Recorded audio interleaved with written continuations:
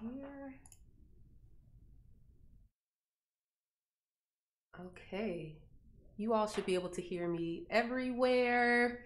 Hey, oh, let me turn on this. Okay, folks on Clubhouse are taking a while to show up. Thank you. But I'm probably just going to go ahead and get started. Yeah. Just waiting for folks on Clubhouse to show up. I haven't done a Clubhouse room in a long time, so I know they're like, y'all over here like, where you been? Okay, I'm not even gonna wait for people to show up. What time is it? It's 3:59. All right, everybody, welcome. This is Divination for Liberation. I am Dayna Lynn Nuckolls, the People's Oracle, better known as the Sidereal astrologer. If you've heard of Sidereal astrology, the reason why that word is percolating in the astrological community is because of my work and the revelation that I've gotten. Normally, I come on here probably every 2 weeks to offer a reading for the new moon. And I begin by picking one person from each platform in order to do that. I'm going to hold off on Clubhouse until winter comes. Let me ping her. Winter probably got caught up doing something, but thank you all. Okay. I don't know where winter is, but okay. All right. So I am going. Somebody said no forewarning. I mean, I don't know. I put out a note on Twitter, put out a note on Instagram, put out a note on Clubhouse. If you missed it, you missed it. You got to turn on your notifications, people. Thank you, thank you, thank you. All right, let's see here. Let's see, who on Instagram am I going to pull card for? Okay, I'm just going to scroll, and when I stop, whose ever hand I see, oops, didn't mean to do that, started typing. Hey, Reedy. Okay, I haven't called for anyone to get a reading on Clubhouse yet, so you all are going to have to, oh, there's Winter, invite to speak. Hold on, y'all. I'm playing producer as well as whatever. Winter, can you turn off hand raising on Clubhouse until I'm going to call somebody up? Thank you. All right, let's see here. Working this. Why do you keep doing that? I'm trying to like scroll. Okay. I see y'all. Well, let's go with Phoenix Expect. Phoenix Expect, I guess. Expect. Phoenix Expect on Instagram. Let's see y'all. I probably should shuffle these just a little bit. For those of you tuning in on Clubhouse, YouTube, and Instagram, this is the Golden Thread Tarot that I'm using. All right, so just for all of you newcomers, when I call a name to offer you a reading, no questions. Don't ask me no questions. Don't say nothing about your chart. None of that. You just come and you receive the message. All right, Phoenix Expect. This is the Four of Wands for you here. On the bottom, this is so wild because Monday I did an impromptu live on Instagram, and this card was a very important part of the reading. And Spirit kind of talked to me about someone's very personal problem or issue that they were dealing with. And so I want to carry that reading to, or that meaning of this card as it showed up in that reading for you today, Phoenix Expect, on Instagram. The Four of Wands in that context was talking about our definition of success and how in capitalism, success is defined as completion. But this card is really talking about reaching a milestone. And the milestones of completion can be up to you, that you don't have to have some kind of external capitalist definition for what success looks like. And that showing up every day in your life, showing up to meet the challenges of your life, showing up and starting again when you feel like you failed, or you haven't done enough, or you haven't put in enough effort, or you don't have anything to show for. Showing up is a reason for celebration. Showing up is success. Showing up is a milestone. So the card here we have is the Eight of Swords. So Phoenix, for you and for whomever else this message resonates, this is really talking to you about faith. And faith is not imagination or hope. Faith is not, this magical thinking that somehow things are going to turn out the way that you want them. Faith is about, faith in this particular context is about recognizing the limits of your mind, that your intellect, your capacity to know, the books you may read, the websites you may search, the degrees that you may get, this kind of knowledge is only going to take you so far. This kind of understanding, this kind of accessing information has its limits. And unfortunately, in this society, people think that they could just go buy a book from anywhere, go to the library, search YouTube or Google, and they're going to get the immediate answer. But Spirit is telling you to tarry. Spirit is telling you to wait. Spirit is saying that your success in this time, Phoenix, expect comes from your ability to show up to your life every single day. And even if you don't have the intellectual capacity to understand the deep inner workings and engineering of how things are going to work out or how things are going to pan out for you, this is calling for faith.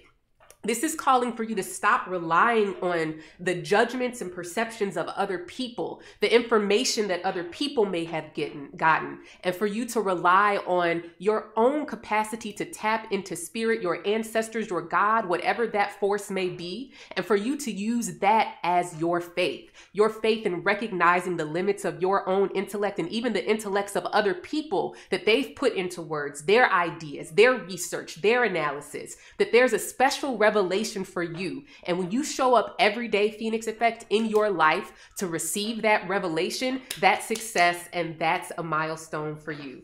All right, Spirit is talking loud this morning. Winter, can you turn on the hand raising? And I'm going to get somebody here from a Clubhouse to offer a reading for. You could just let up the first person who raised their hand, Winter, and then turn hand raising back off. Woo! Hi, Natasha. Welcome. Is this your first time here? You've been here before? Okay. Well, let's see what the cards have for Natasha. YouTube, I'm coming for you next. Phoenix, I hope that really resonated for you and for anybody else who needed to hear that message. So let's see, Natasha. All right. Card on the bottom for you is the Eight of Swords. Spirit is really funny. Oh man, so you two are dealing with the crisis of faith, Natasha. You are dealing with this need to know, and the ways that the need to know are quenching Spirit's ability to show up for you and give you a special revelation about your life or whatever issue that you're working through, whatever thing that you're struggling with. I guess this is a theme for everybody, right? Because in some ways, we cannot rely on the information that we're being given. There are so many things that are happening that no one is even addressing or acknowledging, and it makes us feel crazy. So Natasha, I think this card, the phrase that keeps coming up is gaslighting. So that like there's a relationship or situation in your life where someone is, it's not that they're telling you that what you're seeing is not true or accurate. It's that they refuse to acknowledge something. Maybe you're hurt, maybe you're harmed, maybe it's just something about your reality and your experience that's not being acknowledged at this time. Does that make sense, Natasha?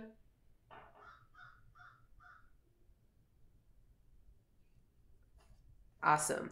So we've got the Tower here. This is a heavy hitting pair, Natasha. The Tower speaks to us about new awarenesses. So what I'm really feeling and hearing here is that The story that you've been telling yourself about this particular situation, this person, this relationship, this challenge, this problem, whatever it may be in your life, that the story that you've been telling yourself is not true.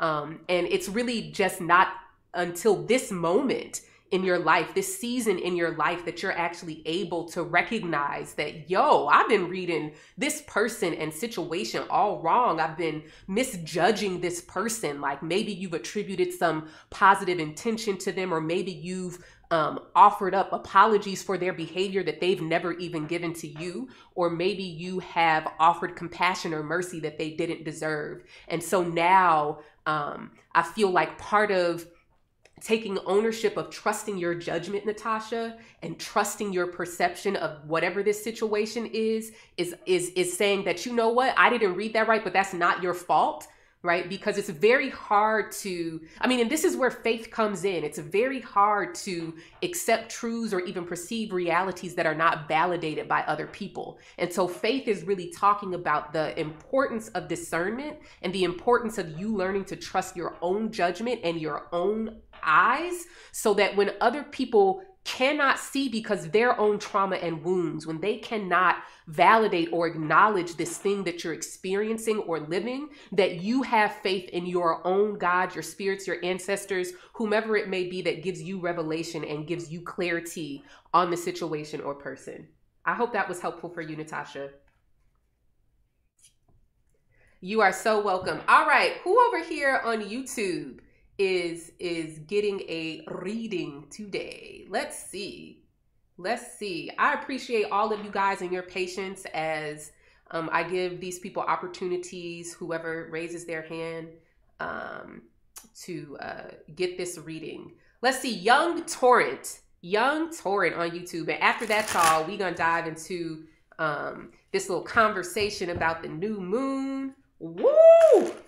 Let me tell y'all, it's been a wild week, y'all. We are in the wild west, man.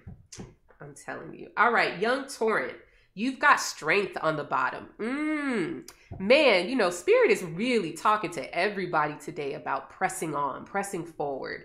Hakeem talked about that today in his service on Clubhouse.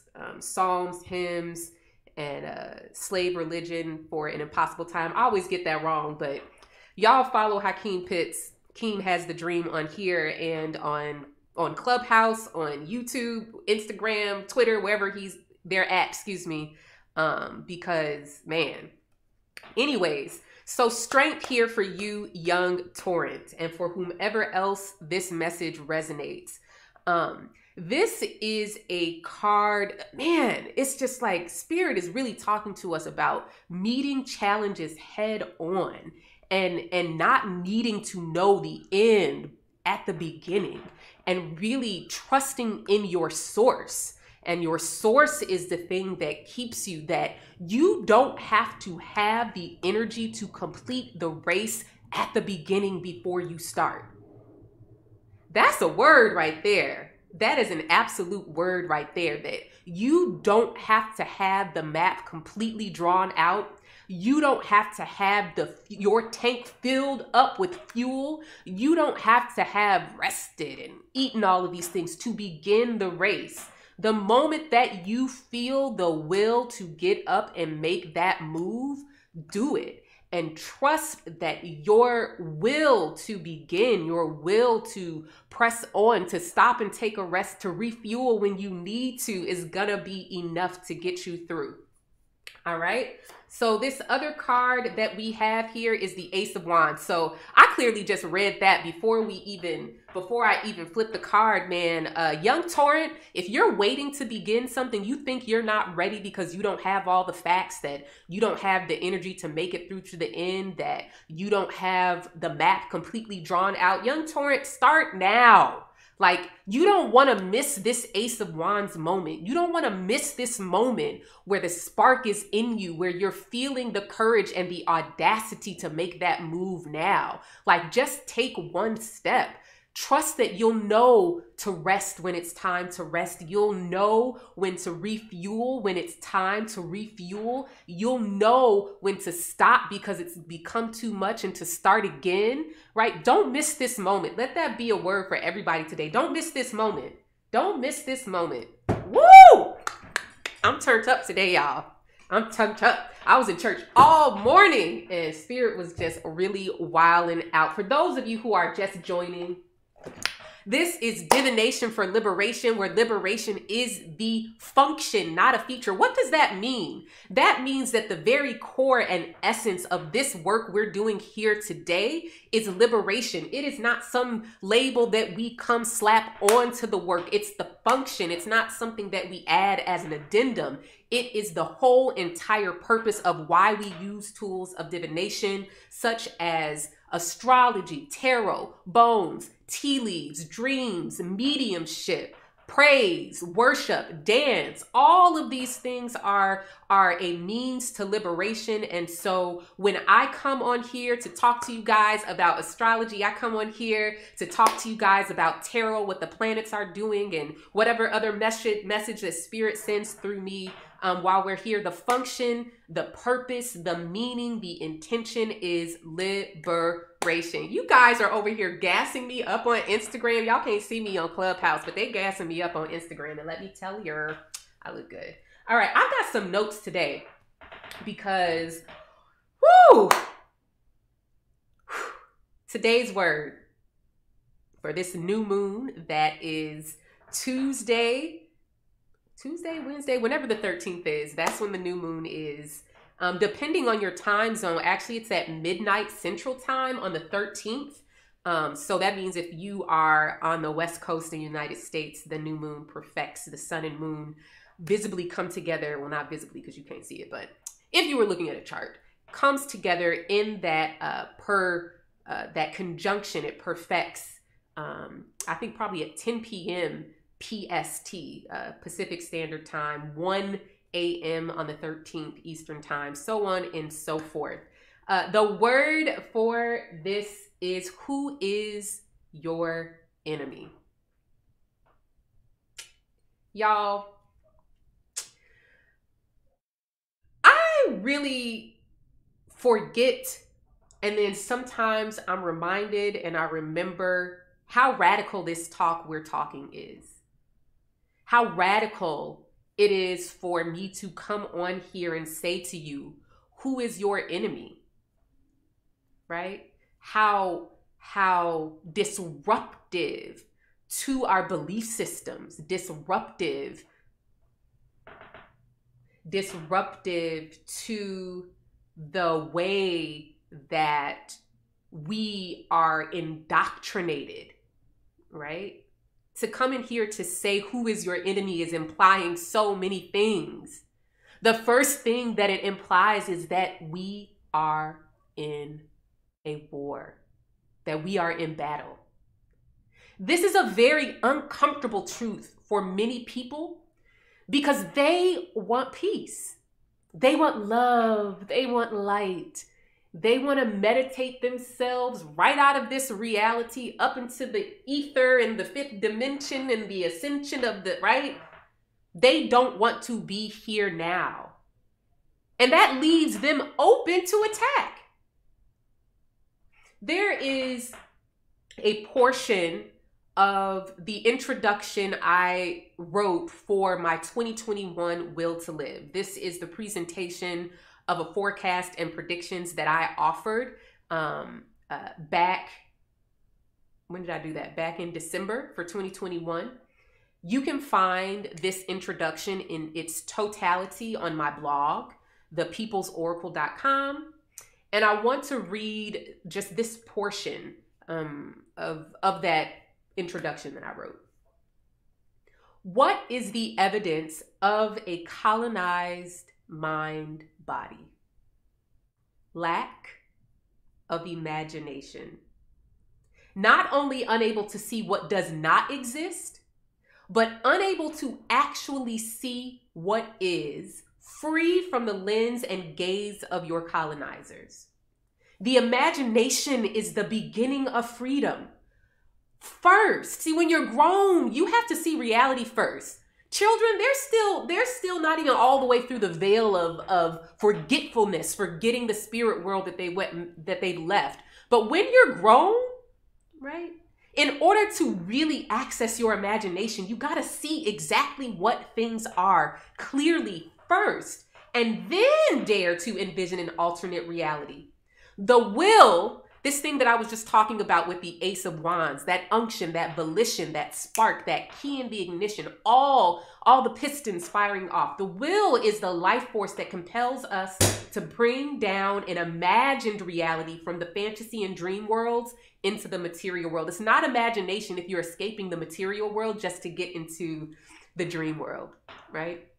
Free your mind, body, and the rest will follow.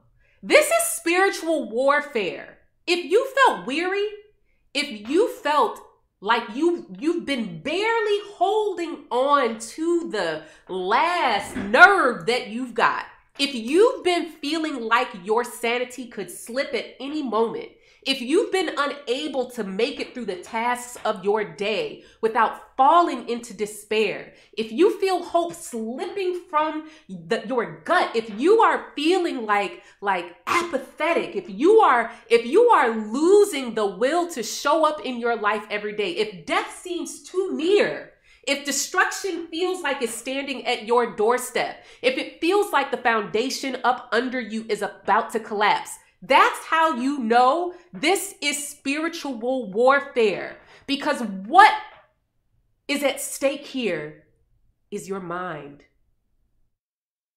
Psychological warfare is like gaslighting on a massive scale. There has been an attempted overthrow of the United States government, and there has not been one public recognition of this reality. This is what gaslighting is. See, gaslighting isn't always just, that didn't happen. I don't know what you're talking about. I wasn't even there. It's not always active denial of a truth or reality you know you occupy or experience. Sometimes it is not even acknowledging you at all.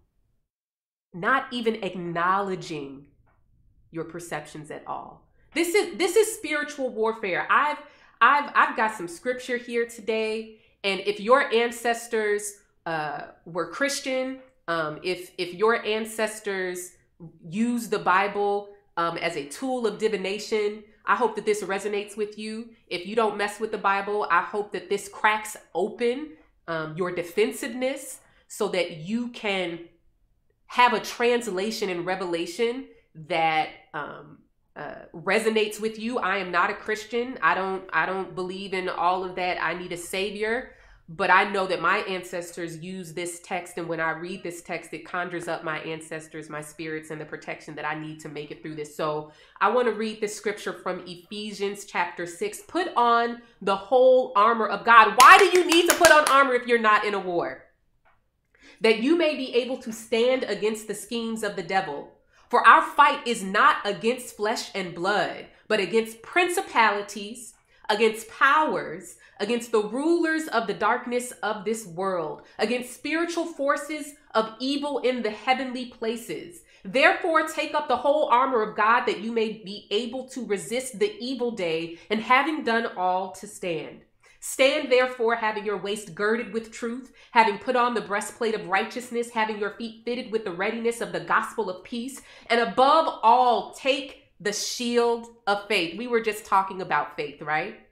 With which you will be able to extinguish the fiery arrows of the evil one. Let me tell you something.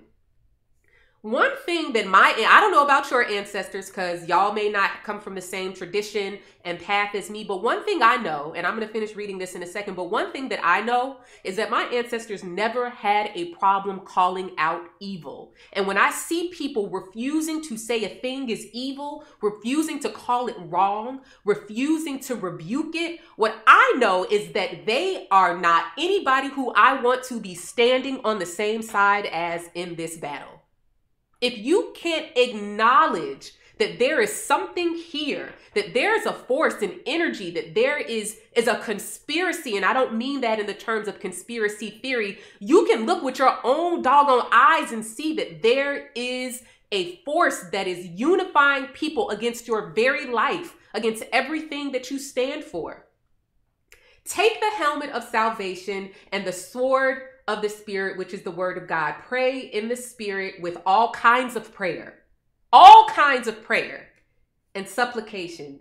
To that end, be alert with all perseverance and supplication for all the saints. So we got to unpack this a little bit, because so many times we hear these things and we hear preachers and teachers come and talk about this. But see, what I know is that revelation is everywhere. Divination is everywhere. And when you're really tapped into spirit, the words and the context don't necessarily keep you from accessing the truth. Okay. So I've bolded some things here in my little notes so that we can kind of come back and break down these little points. And just to bring in some of the technical aspects of the astrology at this moment. We've got a new moon in Sagittarius where the sun, moon, and Venus will all be in Sagittarius, but then Mercury, Jupiter, and Saturn are all in Capricorn, building up this stellium. And so this moment right here takes us right back to December 2019 and January 2020. What happened in January 2020 was that we had this huge stellium in Sagittarius at a new moon in Sagittarius, December 26, 2019. And as we got into January 2020, all of these things were happening in Sagittarius. This critical mass moment that I've been talking about and that I had been talking about was reaching this really, really important point. And critical mass was this point where our political conscience was being radicalized. And understand, this was happening on the circular spectrum of politics, that we all want to get free. We're just not in agreement about what it is that's actually imprisoning us. You understand what I'm saying? And so at this moment of critical mass, just like somebody flipped a switch, January 23rd and 24th of 2020, Saturn hopped over into Capricorn, Sun was there, Mercury was there, Moon was there. And so we get this parallel moment where the planets in Sagittarius in December all kind of hopped over into Capricorn. And this was the weekend that Wuhan locked down, right? So one of the patterns that I've been highlighting over the course of this past year was that when we have significant planets transiting through Sagittarius, and Pisces for that matter, we're getting a huge spread and proliferation of COVID. And once planets start coming into Capricorn, so Jupiter came back to Capricorn November 20th, 2020. Saturn was there. Mercury is there now. And once we get to January 14th, the moon and sun will also be in Capricorn. However, the new moon in Capricorn will not be till February 11th, 2021. So understand, we're having this very similar moment where everybody's fired up and everybody's political consciousness is pricked and everyone is on guard and everyone is trying to protect their belief systems and everyone is really in this fiery place of being courageous and bold because of their beliefs. But as things hop over into Capricorn, okay, so the last piece is that one of the phrases that I offered when I was talking about critical mass and Jupiter in Sagittarius 2019 to 2020, Saturn in Sagittarius 2017 to 2020, I talked about how do you make your life a living testimony of your intentions and convictions. And see, one of the things that I said very early on is that you think that this is a war of ideas.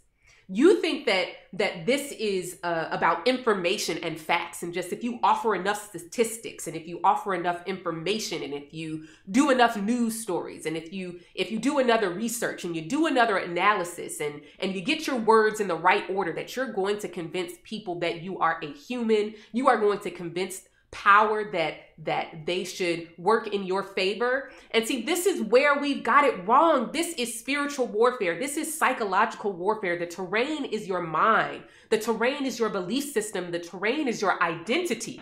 And so when we're talking about who is the enemy, we're not talking about words in a book. We're not talking about things that people preach and teach. Yes, the messages that are sent across the internet are violent and they incite violence and they put us in danger.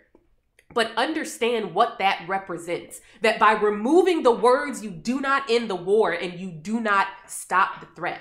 And so till we understand that this is a fight to preserve your sanity, to preserve your ability to access the spirits and ancestors that guide you and keep you safe, to preserve your mind and your body.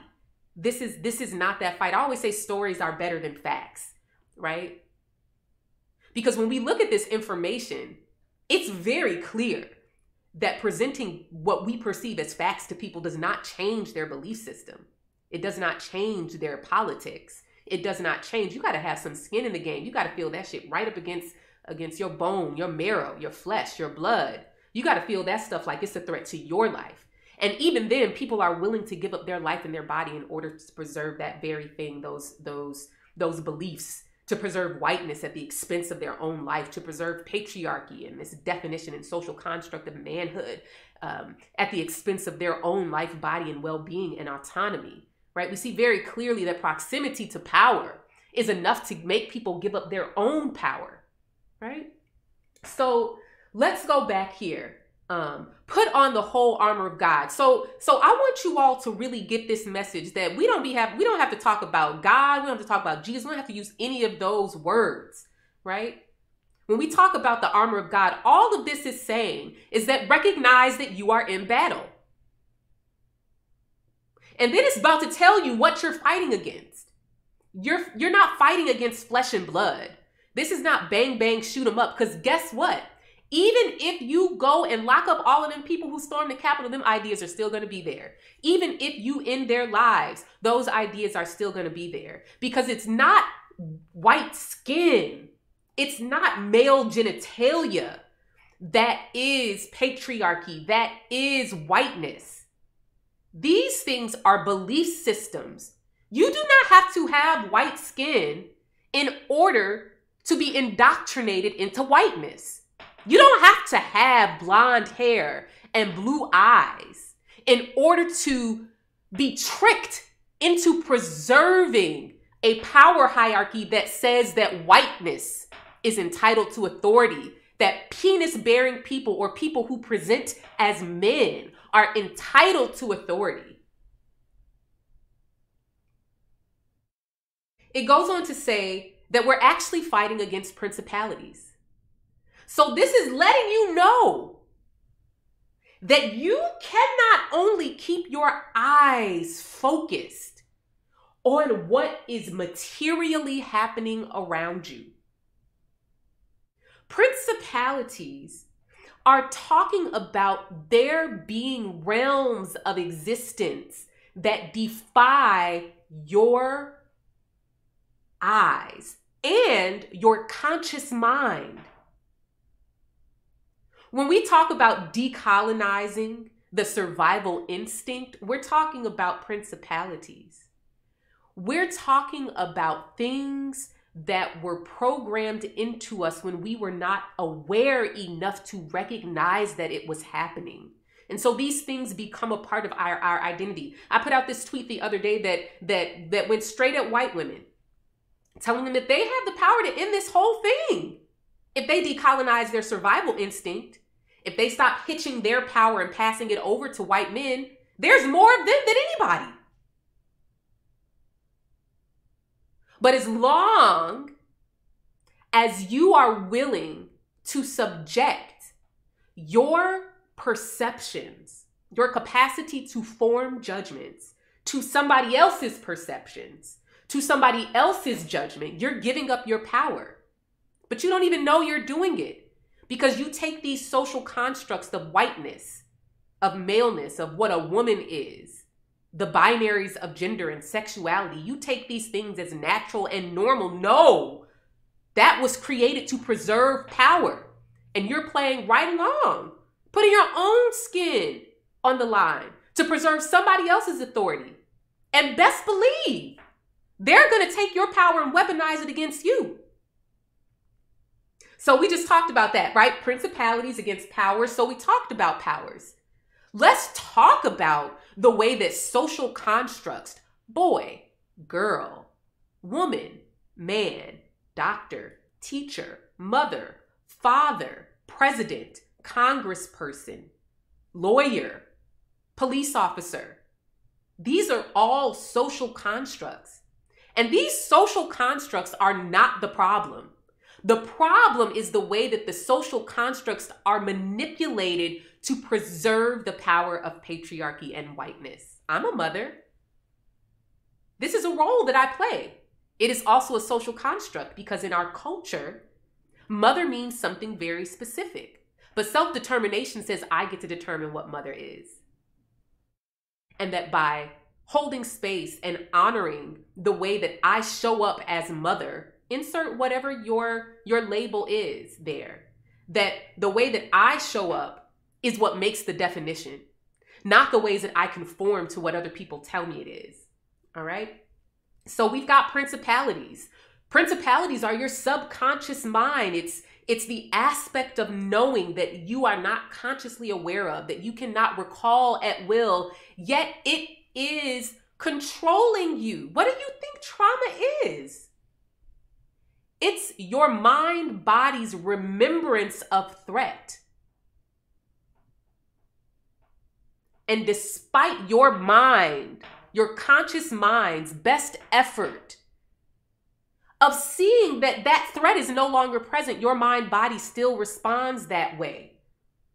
So when our fight is against principalities, our fight is against our own unaddressed trauma and the ways that locks us into these power struggles, the ways that it locks us into preserving whiteness at the expense of our own lives, preserving patriarchy at the expense of our own authentic expression of our identity. We talked about against powers and then rulers of the darkness of this world. Don't you come on here and tell me ain't no darkness in this world. The glee with which they sought to destroy the life of another human, that's dark. And if you can't call that evil, you're next. You got to root it out. The first way you rule it out is to call it by what it is. I said the evidence of a colonized mind body is a lack of imagination. And I don't mean that you can't think of fantastical things. I'm talking about you cannot even see the enemy in front of you enough to dream of their eradication. Then we say spiritual forces of evil in the heavenly places. Heaven is your mind. Okay? So we got to take up the whole armor of God. And I'm going to get through this really quickly. Stand, therefore, with your waist girded in truth, the breastplate of righteousness. I don't think I need to explain this. The shield of faith. We already talked about what faith is. Understanding the limits of your intellect and conscious mind. See, this is why I go hard railing against tropical astrology and modern pop astrology's obsession with the sun sign, to the point that most people are introduced to astrology and talk about it in terms of I am, insert this sign. When what they're really talking about is the sign the sun occupies. The sun represents your conscious mind, your conscious awareness. Let me ask you a question. Are there things that you don't know? Are there things that you don't remember? Are there things that you're unaware of? Are there things that you can't consciously recall? If that is the case, then that means that there is something more than the sun, that there is something else going on. You can see the evidence of it all around you in this world and in your life, despite your best efforts to stop sabotaging your relationships, to stop engaging with the same toxic conflict with your mother, getting into work situations and having the same conflict with your coworkers over and over and over again, getting into relationships and relitigating the same shit your mama did to you, your father did to you, your grandmother, that teacher. There is something else going on. The evidence is all around you. These people are willing to put their life and body on the line to preserve somebody else's authority. And when the time comes, that person ain't gonna come get them free. So who's gonna get you free? Who's gonna get you free?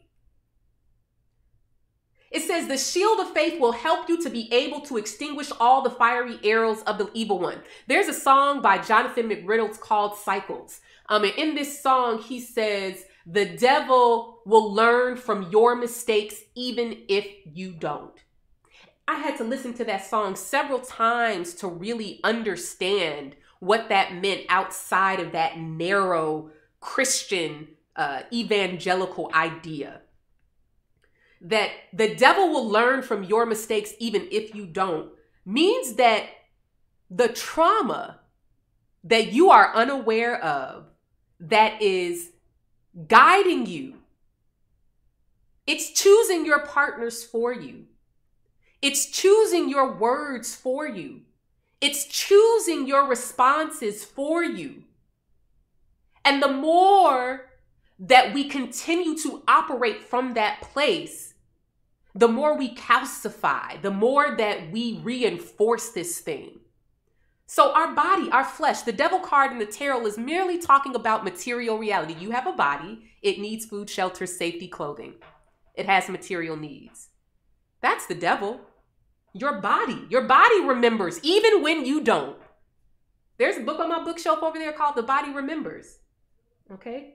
To extinguish all the fiery arrows of the evil one. This really gives me some sense of mindfulness, the capacity to be an observation of the ways that our body is responding and not identifying it. That when we feel triggered, we don't have to merge and conflate ourselves with that child who was harmed. So whether it's therapy, whether it's prayer and the laying on of hands, whether it's psilocybin, whether it's marijuana, whatever it is that gets you to the place where you can disidentify with your trauma body, you can extinguish all the fiery arrows of the evil one, right? That when we are operating from that place, we're preserving power because we think the enemy is the person in front of us. Take the helmet of salvation and the sword of the Spirit. Come on, we know that Spirit is justice and accountability. We misapplied mercy. Mercy is the antidote or the corollary or the parallel factor to justice. That when someone is deserving of consequences, mercy is the application of withholding the consequences someone deserves.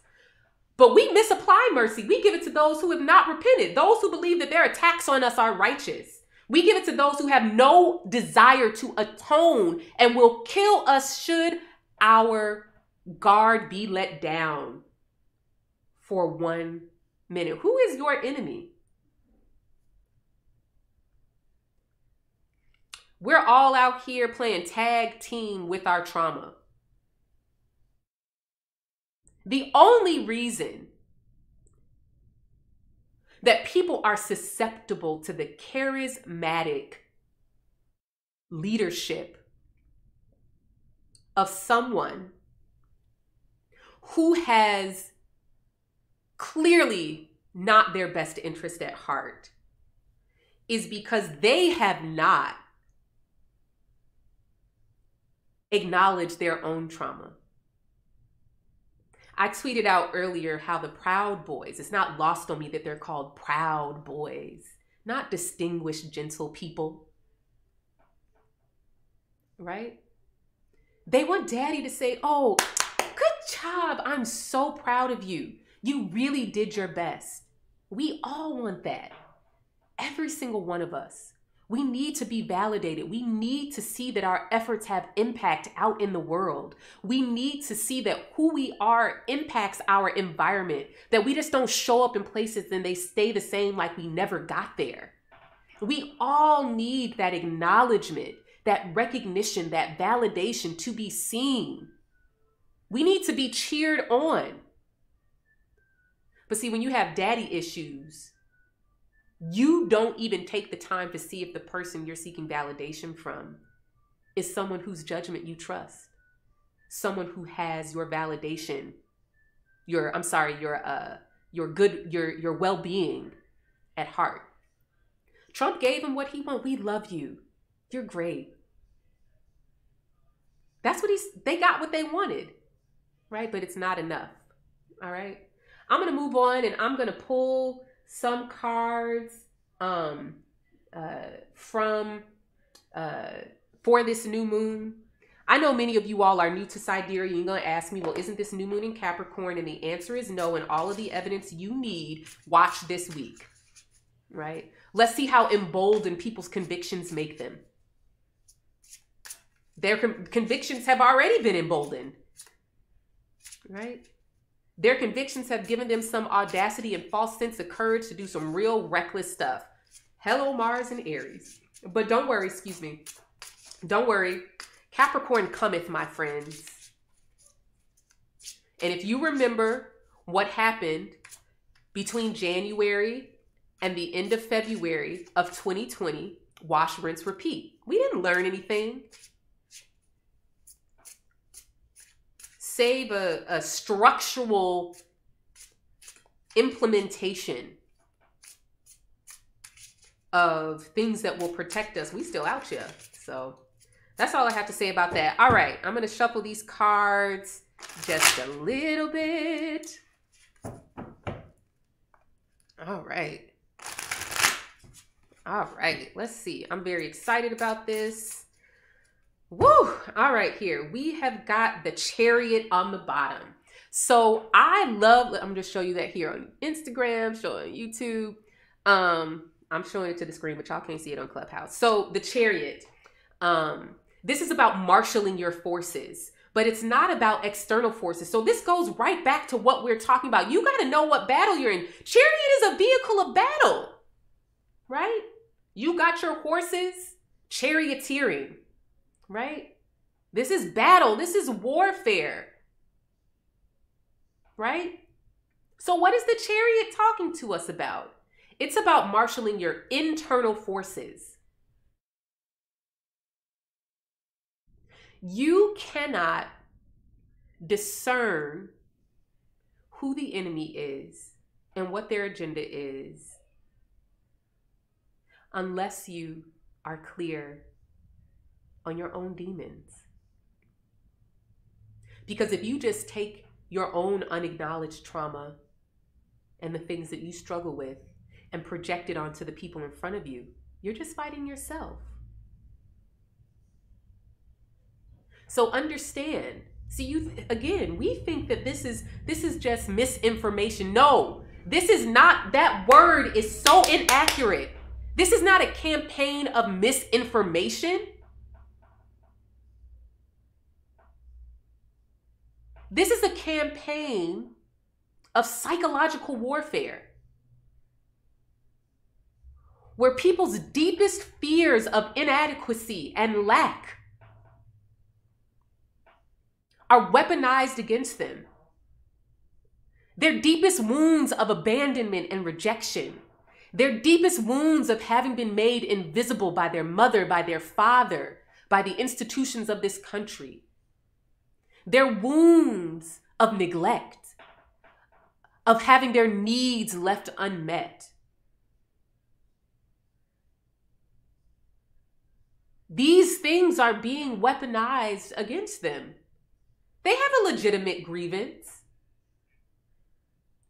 that their needs have been neglected in order to preserve whiteness. But see, they don't know who the enemy is. Do you know who your enemy is? So the Chariot is about marshaling your internal forces, understanding the remote emotional resistance that you feel on the inside should be fuel for you rather than a reason to not continue. I'm going to say that again, and I'll say it in different words. It is not necessary for you to be 100% all on the same page with yourself before you proceed. At any given time, you can stop. But trust me, when we see the Chariot, we know that you're already in too deep anyway. Okay? We've got the Knight of Pentacles.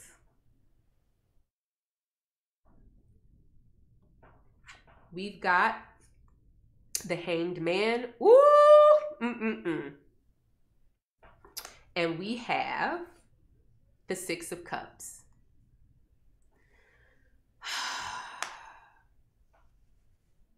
I'm going to start with this Hanged Man in the middle because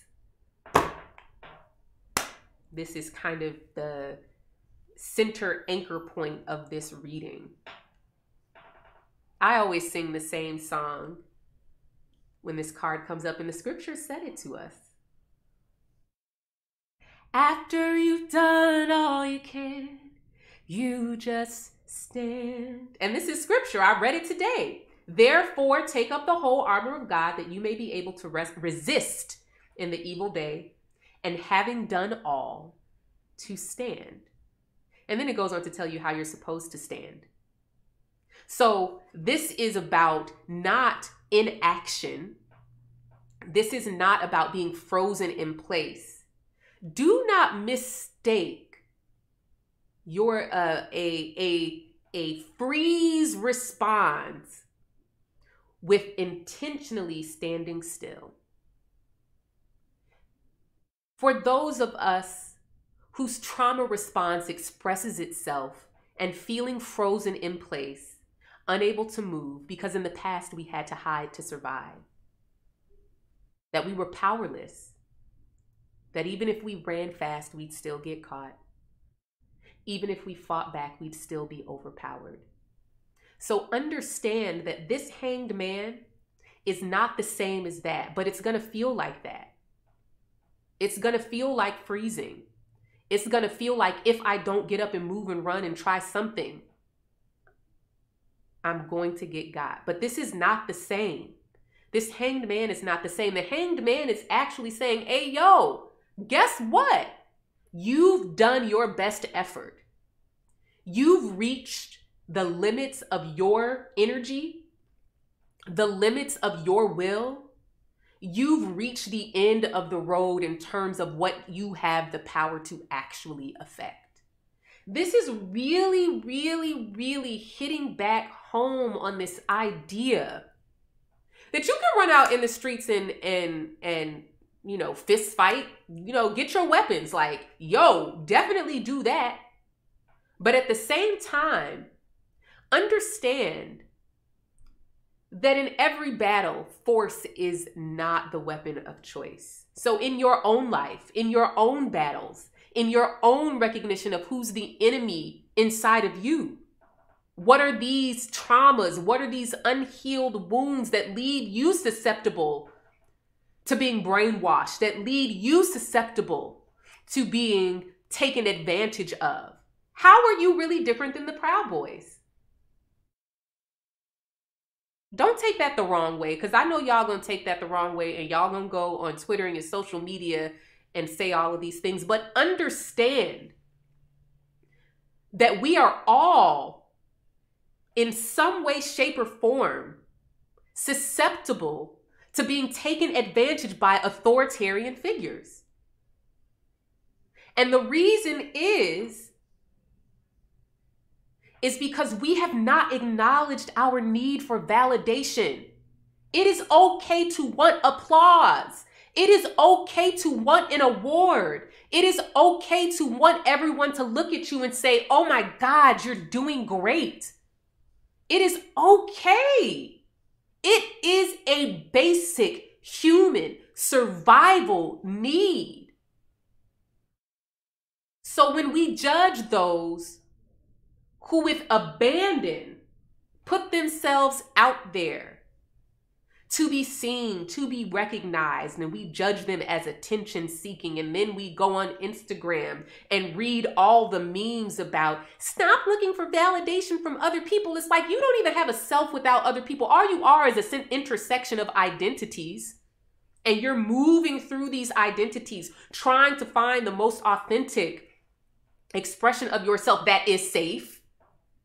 I want everybody to go back on my YouTube channel to a video for the new moon back in February 2021. And it's called Daddy Issues. Whose vision determines what you see? If there was a word for 2021, one of many, if there was a word for 2021, that video is it. Whose eyes do you even see yourself through? Whose gaze is your audience? Whose gaze lives in your mind, shaping how you show up day to day? Whose judgment has usurped your own capacity for discernment and critical thinking? Whose belief system have you internalized about who and what you are?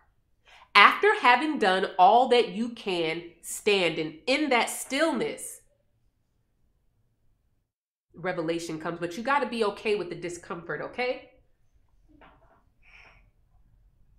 We have the Knight of Pentacles here leading off. So remember, we started with the Chariot card. And the Chariot card was talking to us about our own inner ambivalence, about our own feeling like we're not emotionally on the same page as ourselves. And often feeling like because we're not 100% gusto, because we're not, completely, on the emotional same page with ourselves, that we cannot proceed, that we cannot move forward. Can you sit in the discomfort of your own contradictions? Or are you a binary unto yourself, completely rejecting the full spectrum of who and what you are and what you're capable of? Can you sit in the discomfort of having contradictory emotions without allowing either one of those to determine your path forward, to determine whether you take action or move or not? The Knight of Pentacles is telling us that at this new moon, we are continuing something that has already began. We are continuing a work for seeds that have already been sown. We are tilling and watering and uprooting weeds. We are checking our crop for signs of degradation and virus. We are applying our pesticides. We are making sure that it is watered. What have we begun? We've already begun this work of rooting out evil. We've already begun this work of making a clear declaration of who and what our enemy is. When we say, oh, this is not America, I don't know this America.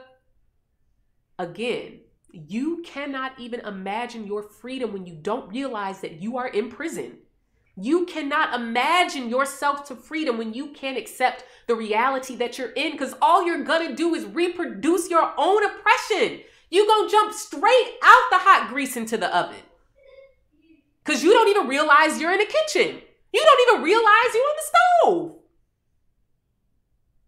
So we're in this work of calling a spade a spade. Let's keep with the farm analogies, right? Of calling a spade, of really seeing clearly what is keeping you from a sober acceptance of your life the way that it is now? What is keeping you from seeing yourself exactly as you are? What is keeping you from accepting the travesty that we find ourselves in? What is this story that you keep telling yourself that it's not as bad as you think it is? It's just as bad as you think it is. And the only way you're going to get out of it is when you acknowledge that. You can't get chemotherapy for a cancer you don't know you have. You can't get a prescription for that headache until you acknowledge you got a headache. Ain't no love and light our way out of this, my friends. You have got to be so deeply rooted in yourself and your convictions and the entitlement that you deserve to live in the world that mirrors you, that validates you, that reflects you. Don't be judging those people who are out there looking for attention. Don't be judging those people who had the courage to get up and go live out their convictions. What are you doing? Are you too busy hiding because you don't want to seem attention seeking? Have you not yet accepted that you seek validation? When you don't accept these things control you, and you find yourself in situations craving the validation and the attention of people who could give a fuck about you. You didn't even pause and see whether or not their convictions, their values, their belief system, their politics, their morality aligns with what you want, with who you are. So don't get mad at other people who are attention seeking. Don't create belief systems around invisibility. Don't turn your wound into your identity. We've got the Six of Cups. Unfortunately, I really feel like this is simply stating that whatever it is that we think that we left in the past, unless you got down on your hands and knees, got your nails dirty by digging your hand deep into that soil, that baby is still there. It's still there. I'm going to sum this up for you, okay? We started talking about this new moon in Sagittarius. Sagittarius is the sign of beliefs and convictions. Sagittarius is the sign of how do I make my life a living testimony of my intentions and convictions. It's a fire sign. Fire is all about permanent change at the molecular level. It's about entitlement. The entitlement of fire is that I don't need external validation in the form of somebody else's opinion in order for my truth to be true. But see, because you're so caught up in facts and statistics and white people's, whiteness's definition of objectivity, you got to find somebody else who agrees with you first before you believe that you are entitled to live. You got to find somebody else who believes you, who agrees with you, before you recognize the truth that's been revealed to you. You understand? So as we move forward past this new moon, we've got some old things that resurface that need to be dealt with. But because of the work that we're doing, we're better equipped to handle it. Better equipped to deal with it and face it.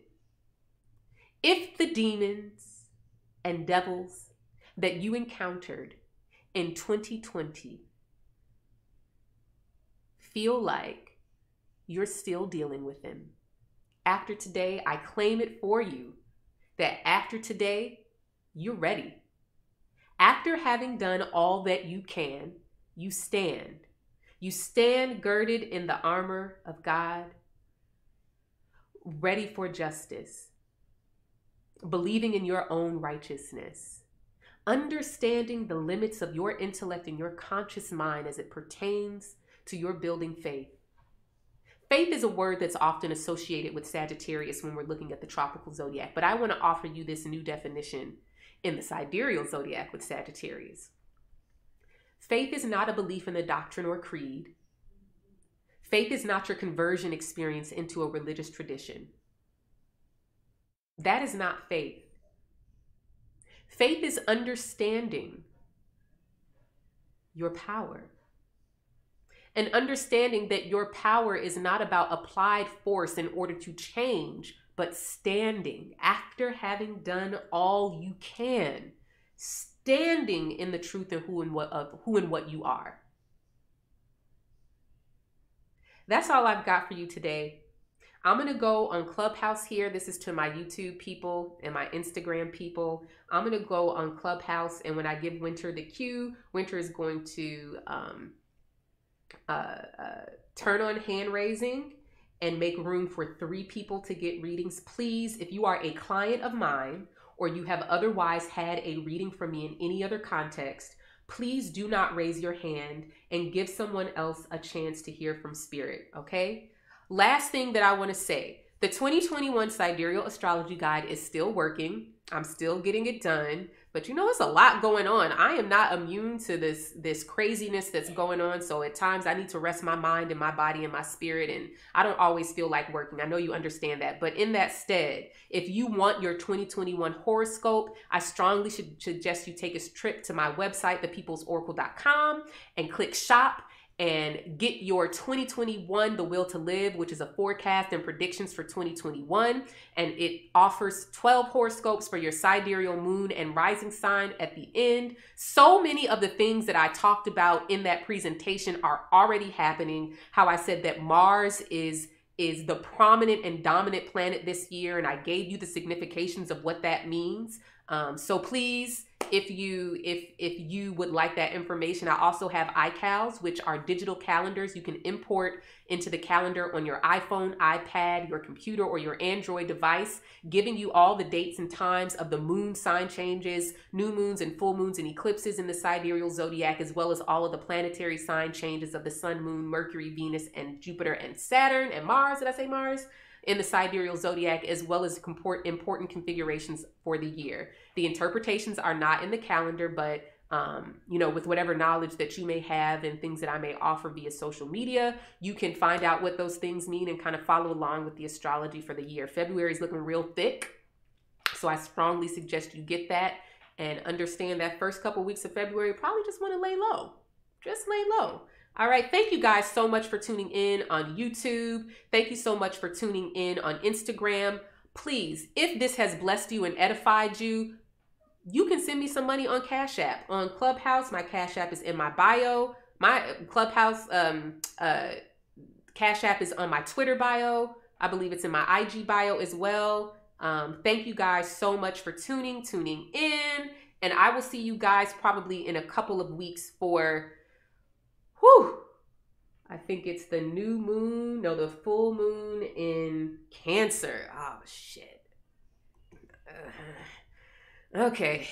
All right. See y'all. All right. Winter, you can turn on hand raising for this and just let the first 3 people up, and then you can turn it off. And that is all I'm going to do. I'm just trying to get this video up on Instagram so I don't use it. If you've been invited to the stage, please mute yourself. And give me just a minute, Clubhouse, because I got to make sure that this video goes to my IGTV. That was too good to let get erased. Hold on. Give me just a second. Thank you for your patience, y'all.